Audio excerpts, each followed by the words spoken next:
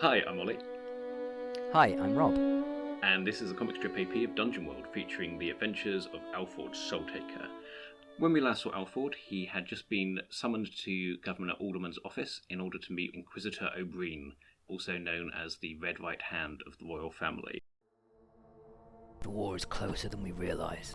Alderman encourages the development of guilds amongst the exiles, so as to encourage some sense of fraternity or common purpose. He is understandably secretive regarding the advice he has taken, threatening swift vengeance upon those who expose his actions. For a few months these guilds appear to work well. I and the other so-called monster hunters are drawn under the Guild of Perimeter Defense, an absurdly bold term for the half-starved and undisciplined scum I am thrown with. I have never found, if Alderman saw to it himself, that a war hero was cast amongst such contemptuous weaklings, or if it happened by chance. Alderman cannot see it, but I do. The guilds are changing, gathering influence. I want no part of it.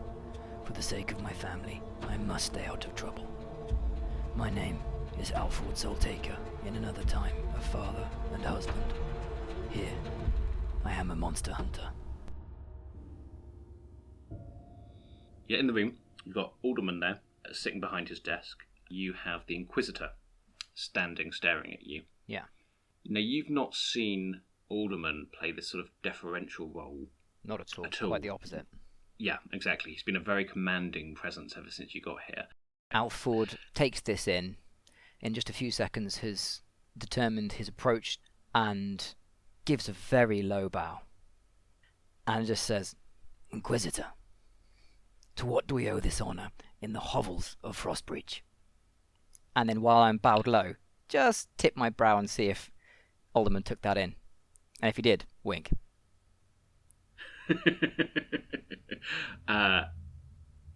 Alderman does notice. You know that look that you give a child when they're being naughty, but you think it's funny at the same time, and you're trying to both tell them off, but repress a smirk? Get up. "Thank you, sir." And I stand back up. I do not intend to honour you. I doubt very much, given that you're here, that you have anything relating to honour. I doubt you've even slept next door to honour. I'm here because you're useful to me. I'm looking for a sword. A very particular sword. The governor here tells me that you're an excellent example of a man who can find interesting items and part them from the people who currently have them, whether they wish that or not. Now, why don't you illuminate us with an example of why that's the case? Alford pauses just for a second. He recognises he's been put on the spot, but he's not actually quite sure what O'Brien is pushing for. And rather than attempting to ad-lib some sort of smart answer to throw him off the trail, he simply drops his gaze and murmurs, "I don't know who you think I am, my lord. I'm just a simple soldier. I find things that I'm told to find. I follow my orders. Nothing more." Well, Mr. Soultaker, if you're disinclined to entertain us with a story of your exploits, perhaps I'll entertain you. And now we are going to flash back, and we are going to see why that is the case. You are back in the war. And you are in your tent with Gargor and Framar. What does your tent look like? Gargor, Framar, and I were soldiers of some rank in the army, so had a certain amount of privilege.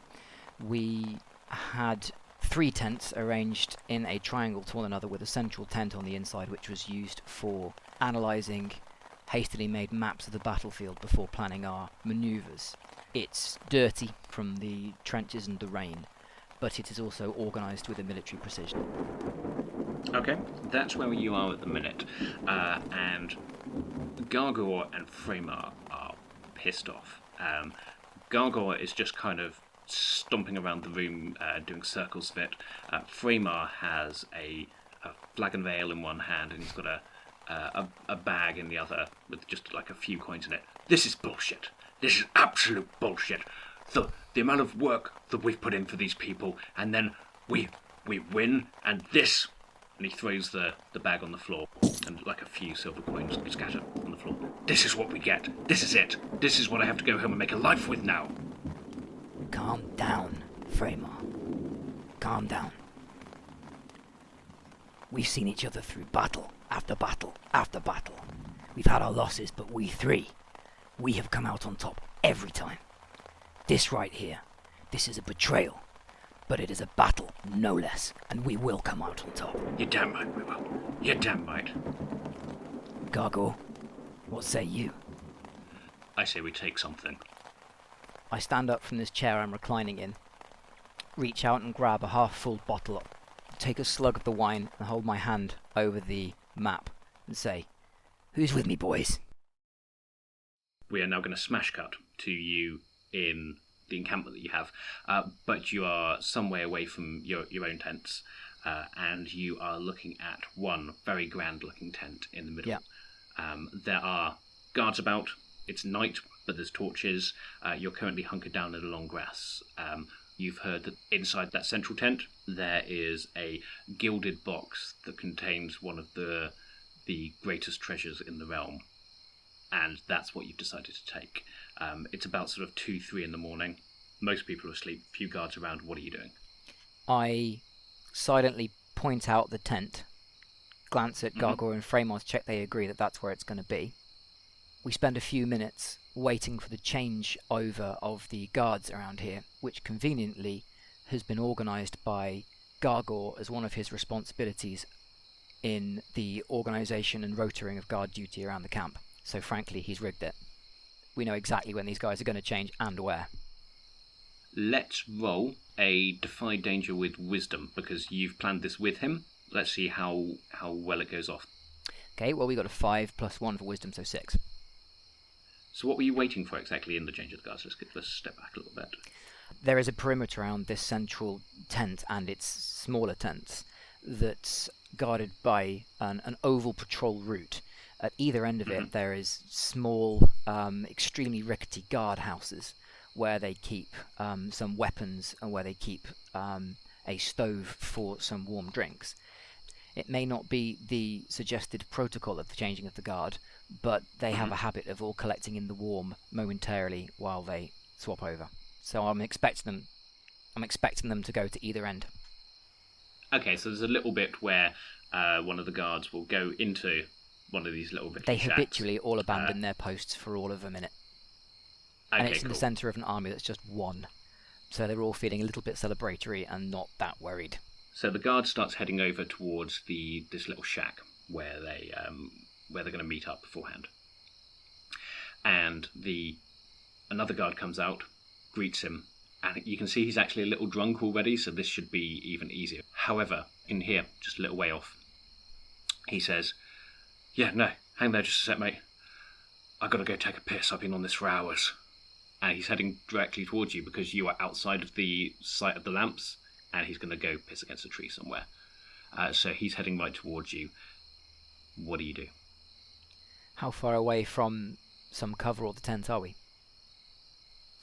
You kind of caught midway between because you started going. So you're about probably 30 feet from cover, 30 feet from the tent. Okay, we make a break for it. So are you just hoping to get in there before he sees you, or are you hoping that... Hopefully we're trying to get in there before he sees us. How do you signal that to Gargor and Framar? Just give him a shove. Right, okay. Literally, just grab by the back, give him a shove, and we sprint. Let's roll a Defy Danger Dex to see if you get there in time. It's a 9. You're gonna make it there in time, but you're gonna drop something which can potentially identify you. Can you please tell me what that is?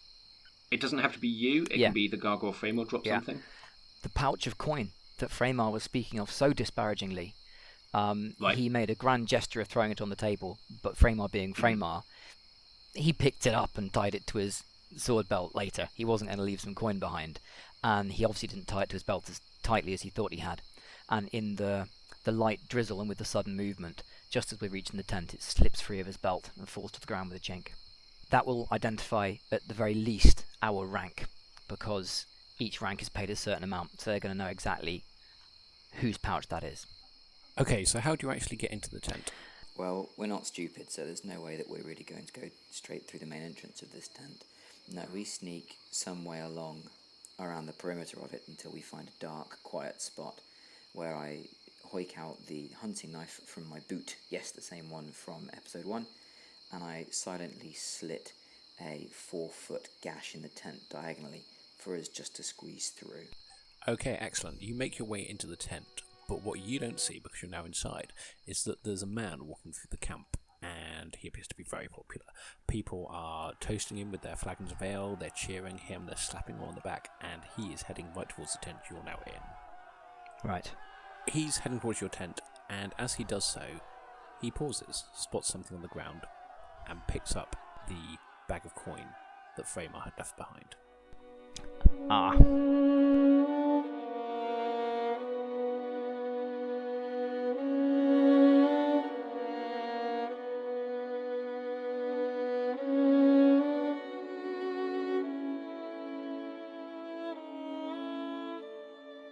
Hi, this is Jason from the Gauntlet Gaming Community. If you enjoyed this episode of Comic Strip AP, please consider supporting the Gauntlet on Patreon. Our page can be found at patreon.com/gauntlet.